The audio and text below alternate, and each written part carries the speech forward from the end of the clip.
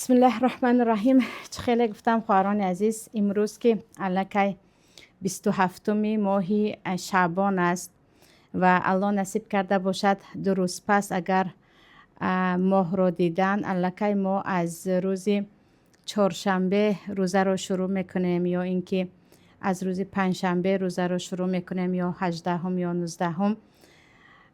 خواستم امروز اگرچه طبق معمول نباشد یا از روی جدول درسی ما نباشد، روز یکشنبه باشد هم روز 15 فوریه یک درس داشته باشیم درباره چگونه سپری کردن این ماه مبارک رمضان، ماهی که الان مهمان من و شما می شود و مهمانی هست که خیلی به دشواری می آید ولی خیلی زود خانه های ما رو ترک می کند.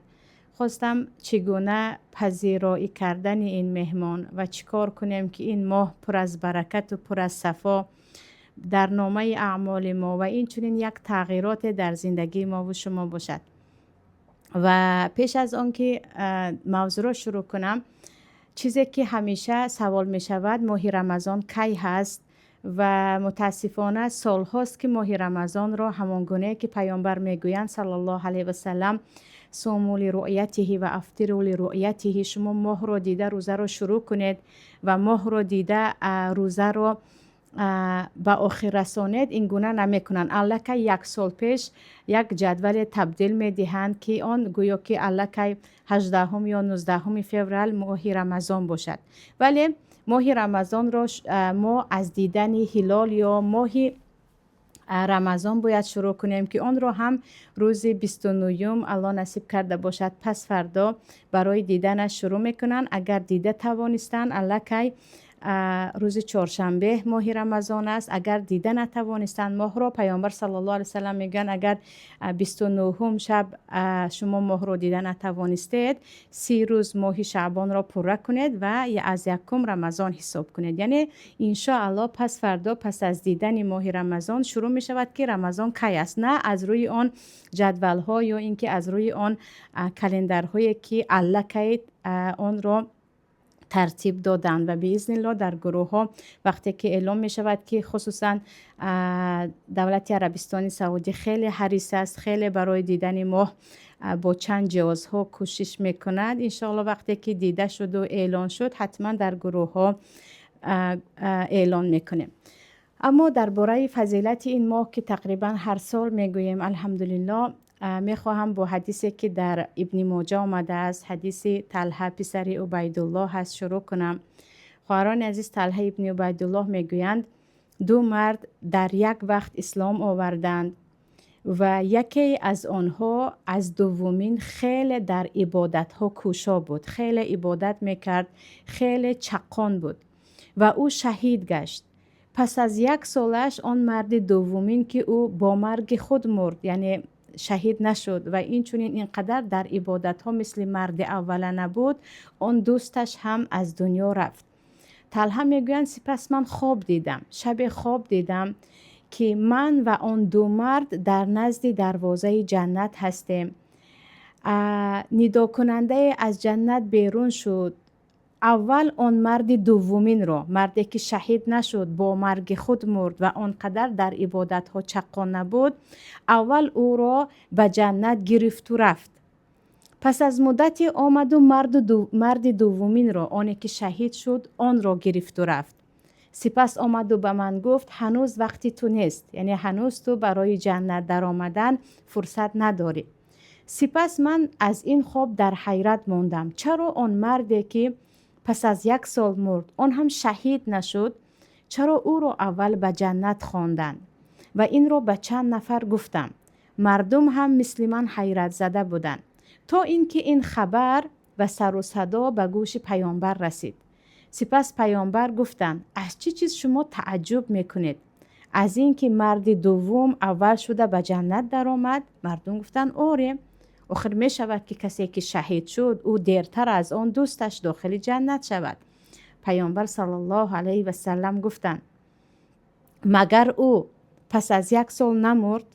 مگر او 1 رمضان زیاد از او ندید؟ مگر او رمضان یعنی برایش نصیب نشد و در رمضان این گونه نماز و این گونه سجده ها کرد. و فرق بین این دومین که یک رمضان را زیادتر از اول دید، فرق بین زمین و آسمان است.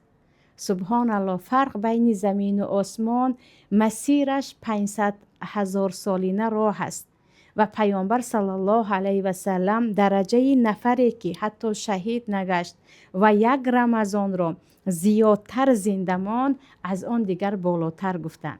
پس خواهران عزیز، این رمضانی که انشاءالله می آید، این ماه را شما عادی نگیرید. این ماه ماهی هست که شاید من و شما را به درجه های برآورده کند که ما خیال هم آن را نمی کردیم. شاید از ما پروردگار عبادت های را قبول کند که تمام عمر آن عبادت را از ما قبول نمی کرد. پس این ماه ماه عادی نیست، ماهی هست که درجات بنده ها اگر این ماه را قدردانی کنند به جای می رسد که حتی آن را تصور هم کرده نمی توانستند. چیزی دیگر خواهران عزیز، وقتی در ماه رمضان یا عید ماه رمضان در قرآن کریم سخن می رود، در آیت 183 الله می گوید یا ایها الذین آمنوا کتب علیکم الصیام کما کتب علی الذین من قبلکم لعلکم تتقون ایاما معدودات. در دومش الله میگه ای آنهایی که ایمان آوردید، برای شما ماه رمضان، روزه رمضان فرض گشت، همون گونه ای که به امتان پیش از شما روزه فرض بود، اگرچه در رمضان نباشد هم آنها هم روزه خود را داشتند. چرا پروردگار روزه برای ما فرض است؟ الله میگه لعلکم تتقون، شاید که به سبب روزه شما از جمله پرهیزگاران گردید. تقوا شما را از گناه دور میکند و شما را به عبادت نزدیک میکند، به ترس از الله و پیوسته در عبادت و فرموده های الله بودن. این تقوا هست. اکنون ببینید که خداوند در این آیت میگوید غرض از روزه که تقوا هست. شما باید در این رمضان این صفت را، صفت پرهیزگاری را که خداوند وعده می دهد و من یتق الله یجعل له مخرجا و یرزقه من حیث لا یحتسب.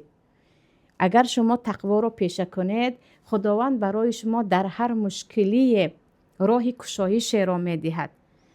و غمی رزق که غمی اساسی انسان‌های روی زمین است، از شما برآورده می شود. خداوند شما را از جای رزق می دهد که شما گمان هم نمی کردید که از آن طرف برای شما رزق می آید. و برای این تقوا را صاحب شدن الله می گوید من رمضان را برای شما فرض کردم. بیایید به حدیث پیامبر نگاه کنیم صلی الله علیه و سلم که چگونه در این ماه صاحب تقوا شدن را با حدیث های خود برای ما راهنمایی کردند. اولا در حدیث قدسی الله میگوید، حدیث در صحیح مسلم است که یترک طعامه و شرابه و شهوته لاجلی، یعنی یا اینکه من اجلی. در رمضان میگوید بنده من خوردن و نوشیدن و شهوت را، یعنی همخوابگی و نزدیکی کردن با همسر را به خاطر من ترک میکند و من برای روزه اش خودم به او پاداش میدهم. یعنی این ماه برای ما گرسنه ماندن و تشنه ماندن و حتی از همسر حلال خود باشد هم دوری کردن را می آموزاند. و این ماه سبب می گردد که ما بدانیم که ما گرسنه هم می توانیم زندگی کنیم، ما تشنه هم می توانیم ساعتها به پای ایستیم، ما حتی به همسر حلال خود هم نزدیکی نکرده می توانیم ماه یا روزها، اگرچه در شبهایش حلال است، زنده بمانیم یا گفتیم به مشکلی صبر کنیم. اکنون ببینید که انسانی که به گرسنگی خود، به تشنگی خود، به شهوت خود حاکمیت کرد، اون انسان چگونه انسان است؟ تمام پستی ها تقریبا در دنیا به خاطر شکم ممان هست. برای یک برده اینان انسان ها به چه کارهای مشغول می شوند و برای شهوت خود را برآورده کردن به کدام حرام ها دست می زنند. و این رمضان و روزه رمضان به ما می آموزاند که ای انسان، اگرچه در داخل تو نفس است، تو نیاز به خوردن داری، ببخشید گرسنه میمانی و نیاز به خوردن داری، تشنه میمانی و نیاز به نوشیدن داری و تو انسان هستی ضعیفی، نیاز به شهوت و همسر داری، اما حرکت کردی میتوانی به اینها زندگی کنی. اگر تو خواستی میتوانی بالای این نفس ها حکمیت کنی. پس گرسنه ماندن و تشنه ماندن، دوری از شهوت را این ماه برای ما می آموزاند.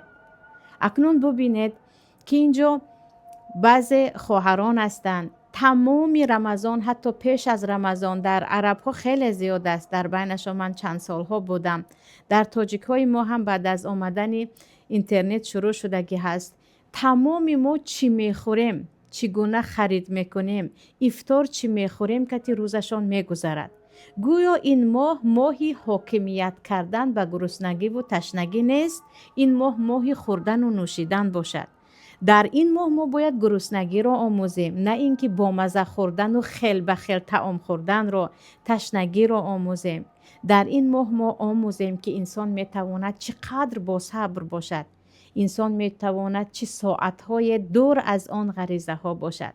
یعنی یک راه تقوا آموختن صبر و صبر کردن به گرسنگی و تشنگی و من نخورم هم زنده میمانم، ننوشم هم به پایم می ایستم گفتن است. و چه خیلی گفتم جنگ هایی هست بالای یک طبق افقاد یا خوراک، جنگ هایی هست به خاطر شهوت، جنگ هایی هست برای دسترخوان خوشرو، در حالی که انسان می تواند به همه این ساعت ها زنده بماند و با یک پیاله آب و با یک برده نان روزش را کشاید و قامتش راست باشد. چیز دیگر این درباره شهوت شکم بود و این چنین درباره شهوت عورت. پیامبر صلی الله علیه و سلم میگویند وقتی روزه میگیرید فلا یرفث ولا یجهل، شما بدزبانی نکنید، بالای کسی ظلم نکنید. و یک مصیبت دیگر در بین مسلمان ها، در بین من و شما این است که ما اکثریت ظلم خود را، اکثریت بدزبانی خود را بالای نفران میکنیم که آنها پاره از قلب ما هستند، بالای همسر خود، بالای پدر و مادر خود، بالای فرزند خود، بالای دوست نزدیکی که همراهش زندگی داریم. و در این ماه کجا رسد نزدیکان حتی با آدم‌های بیگانه پیامبر صلی الله علیه و سلم میگن سر به سر نشو. آره تو را عصبانی میکنن، خواه و ناخواه چیزی هست که تو را ناراحت میکند، ولی تو روزدار هستی، در این ماه صبر کن. برابر روزه گرفتن معده‌ات زبان تو هم باید خود را نگه دارد، بد زبانی نکن. آنهایی که همیشه زبانتان به بدگویی و به حقارت و دشنام، لعنت گفتن، تحقیر کردن، پس زدن فرزند، پس زدن همسر، نیش زدن به کارهای شوهر، نیش زدن به خانواده همسر است، بیایید همین رمضان شروع کنید که می توانید زبان خود را کنترل کنید. شما می توانید زبان خود را نگه دارید به خاطر آن حدیث پیامبرتان صلی الله علیه و سلم و به خاطر عزت این مهمانی که در خانواده شما فقط 29 روز یا 30 روز است. یعنی بیایید از خانواده خود شروع کنیم. به هر یک کوچک بزرگ بالای فرزند خود داد میزدید، داد نزنید، بگویید روزدار هستم. به هر یک کوچک و بزرگ گرفته روان می شدید با همسر خود، با خویشاوندان خود، بگوید من روزدار هستم. یعنی یک راه تقوای دیگر زبان خود را کنترل کردن است که این از گرسنگی و از تشنگی هم سخت‌تر است. یعنی انسان به گرسنگی و تشنگی خود می تواند صبر کند، اما زبان خود را کنترل کردن یا حاکمیت بالایش کردن کار آسان نیست. و پیامبر صلی الله علیه و سلم در حدیث دیگر میگویند وقتی زبانت را نگه نمیداری، از بد گفتار و از ظلم کردن و حقارت و دشنام خودت را نگه نمیداری، گرسنگی و تشنگی تو به الله چه لازم است. یعنی بیایید ببینیم که ما هم میتوانیم، اگرچه عصبانیمون کردن، اگرچه باید داد زنیم، اگرچه باید الان حق ما هست که حقارت و دشنام کنیم، میگویم نه، ماه رمضان است و در خانه من مهمان دارم، رمضان مهمان من است و من زبان خود را به آلودگی راه نمیدهم. چیزی دیگر برابر این، یعنی برابر زبان خود را داشتن، پیامبر صلی الله علیه و سلم میگویند و این امرئ جهل علیه فلا یسبه ولا یشتمه فلیقل انی صائم. اگر کسی بالای او ظلم کرد، ناحقی کرد، گشته او را حقارت نکند، گشته به او دشنام و تحقیر نکند، بگوید من روزدار هستم، الان وقتش نیست. و این تحمل است. و آخران وقتها خواهران عزیز، هر باره که کتاب از کتاب‌های اخلاق یا کتاب از کتاب‌های شناخت نفس و خود را ساختن را، یا گفتیم با اعصاب خود را حاکمیت کردن را میخوانم، فقط همین یک جمله تکرار می آید. یک جمله که در حقیقت طلایی است. اونجا میگویند شما دنیا را تغییر داده نمی توانید. این همه آدم، این همه اطراف، این همه خویش و تبار، همه اینها را شما تغییر داده نمی توانید. اما شما می توانید خود را تغییر دهید با تحمل کردن یا نادیده گرفتن. این طبیعت انسان است. خواهد نخواهد سخن دیگران شما را اذیت می دهد. حتی پیامبر را اذیت داده بود، پیامبران را. ولی انسان اگر خیلی کوشش کند، اون سخن اگرچه تاثیرش کند هم او را تا اندازه بیمار شدن یا گفتیم به افسردگی گرفتار شدن نمی رساند. یعنی این ماه باید ماهی تحمل باشد. همیشه بالای شما ظلم بود، شما هم ظلم را با ظلم جواب می گفتید و حقتان است که بالای ظالم باشید. و از این چیز انسان گناهکار نمی شود. عصبی شما را ویران می کردن، شما هم عصبانی می شدید. ولی بیایید این ماه عصبانیت را یکسو گذاریم. بگوید که من روزدار هستم. این ماه ماهی عصبی خود را ویران کردن نیست. این ماه ماهی عبادت است. الان چه خیلی گفتم در نزد من مهمان است که باید احترام او را نگه دارم. و ما را از همه زیاد در خانواده عصبانیمون میکنن. علل خصوص مادرانی که فرزندی زیاد دارن، یا بعضی از همسران، چه زن باشد چه شوهر، که الله همه ما رو خودش اصلاح کند، خاراکتر یا گفتیم طبع بد یا اخلاق بد دارن، یا خویش و تباری که همراهتان زندگی میکنن، یا همسایه یا دوستان که الان تلفن است و همه در خانه ما هستن از سبب تلفن. ببینید که پیامبر صلی الله علیه و سلم میگویند وقتی تو رو عصبانی کردن، بالایت ناحق کردن، تو برابر او نشو، با او برابر نشو، بگو من روزدار هستم. در دیگر وقتها نه. پیامبر صلی الله علیه و سلم ماه رمضان را گفتن. چرا؟ در ماه رمضان شما وقت بالای عصبانیت خود حاکمیت کردن را یاد گرفتید و این احساسات خود را زیر کنترل خود گرفتید، پس از رمضان هم این چیز برای شما خیلی آسان می شود. و در سوره تغابن الله می گوید یا ایها الذین آمنوا ان من ازواجکم و اولادکم عدوا لکم فاحذروهم و ان تعفوا و تصفحوا و تغفروا فان الله غفور رحیم. ای آنهایی که ایمان آوردید، بعضی، نه همه، بعضی فرزندان شما، بعضی همسران شما دشمن شما هستند، شما را از کار ثواب باز می دارند، نمی گذارند شما همان گونه که الله می خواهد همان گونه بنده باشید. ولی اگرچه این گونه هستند، شما اگر آنها را عفو کردید، بخشیدید، خطاگی های آنها را فراموش کردید، تغفیر، تماما یعنی اینقدر بخشیدید که گویا که آنها به شما کار نکرده باشند، در این وقت بدانید که الله هم بخشنده مهربان است. یعنی الله امر میکند فرزندان تو، همسر تو، اگرچه در بعضی احوال دشمنی با تو داشته باشند، هم آنها را ببخش، از آنها گذر. و بخشندگی باید از داخل خانه خود شروع شود. بارها گفتم و باز هم میگویم، اکثریت عصبانیتی که ما داریم، اکثریت جنگ و جنجالی که ما داریم در خانه، اگر شما نشستید و جدی دربارش فکر کردید، برای یک چیزی بیهوده هست. یک چیزی هست که ارزش ندارد که شما آن طرف را رنجانید یا آن طرف شما را رنجاند. ارزش ندارد که شما برای آن عصبانی شوید. ولی مشکلی این است که ما این رو کرده نمیتوانیم. به خاطر متاع دنیا، به خاطر مال هایی که امروز هست فردا نیست، به خاطر چیز و چاره که آن هیچ ارزش ندارد، هر لحظه میتواند به خانه شما بیاید، شما فرزندی خود را، پوره قلب خود را، همسری خود را که شما باید با او تا آخر عمر باشید، خویش و تبار خود را، خویش و تبار همسر خود را اینقدر میرنجانید که گویا که چیز و چاره دنیا قدرش از قدر یک انسان بالا باشد، حالان که یک انسان حتی کافر هم باشد از چیز چاره دنیا قدر او بالا هست. برای عادی ترین مثال می توانید نرخ یک گرده و یک جگر و نرخ خون و اینها رو ببینید که چقدر انسان مخلوق پرارزش است که ما آن را به کمترین چیزهای دنیا همیشه عوض میکنیم. پس تحمل هم باید از شاخه های تقوا باشد. تحمل کنید در همین ماه.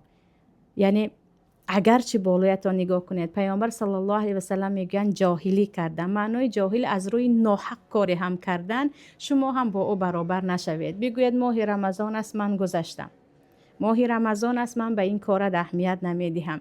چه خیلی گفتم همیشه میشنویم و بارها من این جمله رو به تکرار دیدم. ما اطراف خود را تغییر داده نمیتوانیم، تغییر دهنده الله هست.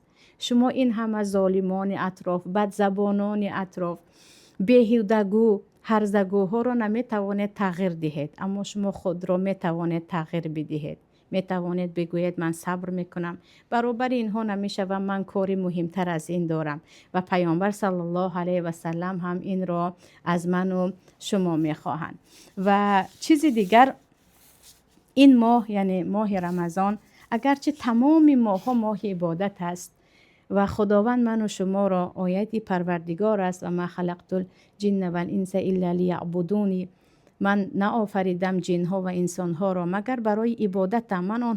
من آنها را برای ساختن دنیا و برای ساختن خانه و برای بین همدیگر فخر کردن و دویدن برای متاع دنیا نه، برای عبادت خودم آفریدم. میگوید ما همیشه باید در عبادت الله باشیم، سپس تمام مخلوقات الله در خدمت من و شما می شوند. ولی این ماه رمضان عبادتهایش باید از دیگر ماه‌ها فرق کند. از اینجاست که پیامبر صلی الله علیه و سلم یگانه در همین ماه اعتکاف می نشستند. 10 روز از مسجد بیرون نمی شدند، با همسران خود نزدیکی نمی کردند. در همین ماه پیامبر صلی الله علیه و سلم ختم قرآنشان زیاد بود. در همین ماه عبدالله ابن عباس میگویند صدقه های پیامبر از دیگر ماه ها خیلی فرق میکرد، مانندی باد سحرگاه به همه جا میرسید. این ماه باید ماه عبادت باشد. نگذاریم چقچق‌های بیهوده که در تلفن است، دیدنی کی شوهر کرد و کی فرزنددار شد، کی تویگر است، کی کرته خرید، کی نمیدونم کار دیگر میکند، اینها برکت رمضان رو از ما گیرد. الحمدلله اگرچه با آن همه مشکلی و کمبودی ها باشد، هم در تلویزیون های تاجیکی نه، در تلویزیون های دولت های عرب مخصوص تمام سریال های به سوی بداخلاق دعوت کننده و سریال هایی که در یک روز 4 ساعت 5 ساعت وقت میگیرد در رمضان میگذارند و میخواهند مردم از عبادت دست کشند و چشمانشان در تماشای این همه سریال ها یا فیلم های ترکی و داخلی و خارجی باشد. ولیکن ما الان در دست تلفن داریم و نفرانی هستند که برایشان رمضان و غیر رمضان فرق نمی کند. چی چیزهایی که در غیر رمضان تماشا میکردن در رمضان هم تماشا میکنند. چی نقشه روزانه‌ای که غیر رمضان داشتن در رمضان هم همان گونه است. خستم، تمیزکاری کردم، خواب رفتم، 1-2 رکعت نماز زیادی خواندم. نه، این ماه دیگر ماه است. حضرت پیامبر صلی الله علیه و سلم میگویند به من جبرائیل گفت آمین بگو. برای چی آمین بگویم؟ برای هر کسی که رمضان به او نصیب شد اما او در نزد الله بخشیده نشد، یعنی او رمضان را طرز گذرانید که الله گناههای او را نبخشید. چون در حدیث دیگر هست که هر شب خداوند بنده هایش را که آنها اصلا لایق دوزخ هستند نجات می دهد. هر شب در ماه رمضان دعاها اجابت است. هر شب الله بنده ها را از دوزخ نجات می دهد. و جبرائیل گفتن آمین بگو برای کسی که ماه رمضان به او نصیب شد اما بخشیده شدن الله به او نصیب نشد و او داخل دوزخ شد و الله او را از رحمتش دور کرد. برای او آمین بگو و من هم میگویم آمین گفتم. و نگذاریم که از جمله آنهای باشیم که به این دعای دو بنده مقرب الله شامل شویم که خداوند نه گناههای ما را ببخشد و نه ما را داخل جنتش کند. یعنی هر چیزی که ما را از نماز، از ذکر، از قرآن، از خیر و سخاوت، هر چی عبادت است دور میکند، به خاطر الله همین ماه باید ترک کرد که اولینش همون تلفن است. هر کسی که توانست در 3 روز رمضان تلفنش را ترک کرد، بدانید که او خیلی از عمل بزرگ را انجام داد، چون سر تمام مشکلی ها الان، سر تمام وقتی ما را بیهوده دزدیدن، این هم از خود تلفن است. چیزی دیگر، ماه رمضان خواهران عزیز ماه نزول قرآن است. در این ماه خداوند قرآن را نازل کرد در شب‌های قدر که انشاءالله درباره‌اش با صحبت میکنیم. و یک کمبودی اساسی که از سالهای آخر من خودم شخصا مشاهده میکنم این است که از قرآن فقط خواندن مانده است و بس. یعنی مردم برای ختم کردن مسابقه میکنن، 1 بار، 2 بار، 3 بار، 4 بار، ولی فکر نمیکنن که غرض از ختم کردن چیست. آیا قرآن برای فقط ختم کردن نازل شد یا برای عمل کردن؟ آنهایی که به قرآن عمل کردن دنیا را تغییر دادن و مایان که قرآن را فقط روخانی میکنیم و عمل نمیکنیم، دنیا یک طرف ایستد، خود را حتی تغییر داده نمیتوانیم. کوچکترین مشکلی های خانواده خود را تغییر داده نمیتوانیم. به 1001 بیماری گرفتار میشویم به خاطر کمترین مشکلی که در عائله‌مون رخ داد. اما آنهایی که در حقیقت قرآن را میخواندند و عمل میکردند، تاریخ گواه است که آنها مسیر حیات را تغییر دادند با کمک پروردگار قرآن، گوینده قرآن. خواهران عزیز، ختم ثواب کلان دارد، اما ختم باید با فهمیشش باشد. حداقل 10 درس بگیرید از قرآن که شما بگویید من این درس را از قرآن آموختم، استاد من کتاب الله هست که من این درس ها را از قرآن گرفتم. نگذارید فقط روخانی در قرآن هر چیزی که حرام است در زندگی شما حلال باشد. در قرآن هر چیزی که امر شده است در زندگی شما وجود نداشته باشد و فقط فخر کنید که من این بار 5 بار ختم کردم، 7 بار ختم کردم، 10 بار. پیامبر صلی الله علیه و سلم در 1 سال، در 1 رمضان 1 بار ختم میکردند. اما حضرت عایشه میگویند او قرآن بود که در روی زمین راه میرفت. همان گونه که در قرآن امر شد، پیامبر با آن امر زندگی میکردند. یعنی غرض از قرآن فقط ختم و روخانی نه، غرض از قرآن این که با آن عمل کنی. الان تفسیرها وجود دارد، الحمدلله با چند زبان، حتی تفسیرهای کوچک باشد. عالمانی که تفسیر میکنند و درس های تفسیر میدهند کم نیستند. از درس های تفسیر هم عقب نمانید. حداقل سوره بقره اساساً درباره چی ها گپ میزند؟ چرا نامش بقره است؟ سوره آل عمران درباره چی ها گپ میزند؟ نامش چرا آل عمران است؟ چرا سوره با نام زنها نساء آمده است؟ چرا سوره با نام سجده آمده است؟ چرا سوره با نام یوسف پیامبر آمده است؟ و این چیزها حداقل یک جواب داشته باشیم. چقدر ننگ است و شرمندگی هست وقتی ما قرآن را فقط روخانی میکنیم. در قرآن چی هست کسی خبر ندارد.